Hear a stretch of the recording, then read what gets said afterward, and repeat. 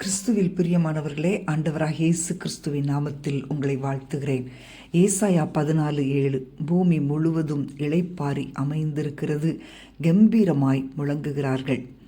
இஸ்ரவேல் புத்திரர் தங்கள் குறைகளையும் குற்றங்களையும் உணர்ந்து ஆண்டவரிடத்தில் திரும்பி வரும்போதெல்லாம் அவர்களுடைய துக்கங்களிலிருந்து ஆறுதலும் இளைப்பாறுதலும் கொடுத்து அவர்களுடைய அடிமைத்தனத்திலிருந்து விடுவித்தார். தேவ பிள்ளைகளுக்கு இளைப்பாறுதல் நிச்சயமாக உண்டு.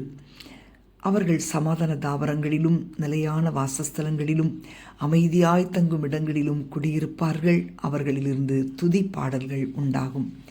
அன்பான தேவனுடைய பிள்ளைகளே, உண்மையாய் மனம் திரும்பி தேவனிடத்தில் மீண்டும் நீங்கள் திரும்பும்போது அவர் அன்பாய் ஏற்றுக்கொள்கிறார்.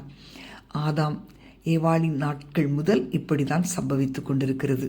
அவர் தம்முடைய பிள்ளைகளை சிட்சிக்கிறார். கோபத்தினால் அல்ல, அவர்கள் மனம் திரும்பி தங்கள் வழிகளை சீர்படுத்தி உண்மையாய் அவரை தேட வேண்டும் என்பதற்காக. அவர் அவர்கள் மேல் கொண்டிருந்த அன்பை அவர்கள் புரிந்து கொள்ள வேண்டும் என்பதற்காகவும், தாம் மேன்மேலும் அவர்களை ஆசீர்வதிக்க வேண்டும் என்பதற்காகவுமே அவர் அப்படி செய்கிறார். இன்றைக்கு கூட பிரியமானவர்களே, உங்கள் வாழ்க்கையில் தேவன் உங்களை மேன்மேலும் ஆசீர்வதிக்க விரும்புகிறார். அவர் உங்கள் குடும்பத்தில் மகிழ்ச்சியும் சந்தோஷத்தையும் கொடுக்க வாஞ்சையோடு காத்திருக்கிறார். நீங்கள் அவருக்காக ஏறெடுக்கிற துதிகளையும் அவருடைய நாமத்தை பிரஸ்தாபப்படுத்துவதையும் கேட்கும்படி எதிர்பார்த்து காத்து கொண்டிருக்கிறார். உங்கள் தேவன் எவ்வளவு நல்லவர்.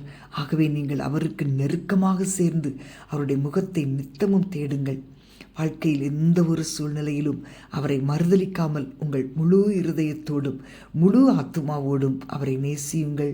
நல்லவராகிய கர்த்தர் தம்முடைய ஆசீர்வாதங்களை பரலோகத்திலிருந்து பெருமழையாய் உங்கள் மேல் பொழிந்தருளுவார். நாம் ஜெபிப்போமா? அன்பின் ஆண்டவரே, ஸ்தோத்தரிக்கிறோம் அப்பா. உடைய பிள்ளைகளின் வாழ்க்கையில் எவ்வளோ பெரிய காரியமானாலும் எவ்வளோ பெரிய பிரச்சனைகள் ஆனாலும் நீர் ஓய பண்ணுகிறவர். எவ்வளோ பெரிய யுத்தங்களையும் ஓயச் செய்ய வல்லவராயிருக்கிறீர். சிங்க கபீல் கூட உடைய வல்லமையை விளங்கச் செய்தீர். யோசபாத்தின் யுத்தத்திலே உடைய வல்லமையை விளங்கச் செய்தீர். ஆண்டவரே, உடைய பிள்ளைகளை ஒரு சமாதான பாதையில் நடத்துவீராக. ஆண்டவரே, உமக்கு ஸ்தோத்திரம். நசரேயனாகிய இயேசுவின் நாமத்தினாலே வெளியே சொல்ல முடியாத அளவுக்கு இருக்கிற காரியங்களில் ஜெயம் கிடைக்கட்டும் அப்பா.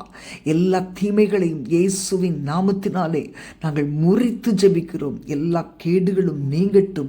ஆண்டவரே, உம்மை துதிக்கிறோம். தடைபட்ட காரியங்கள் நடக்கட்டும். ஆண்டவரே, உம்முடைய பிள்ளைகள் கம்பீரமாய் மகிழ கர்த்தர் கிருபை தருவீராக. ஆண்டவரே, எங்களுக்காக நீர் யுத்தம் செய்கிறவர் என்பதை உம்முடைய பிள்ளைகள் உணர்ந்து உம்மை நேசித்து உம்மை மகிமைப்படுத்த உதவி செய்யும். இயேசுவின் நாமத்தில் பிதாவே, ஆமேன், ஆமேன்.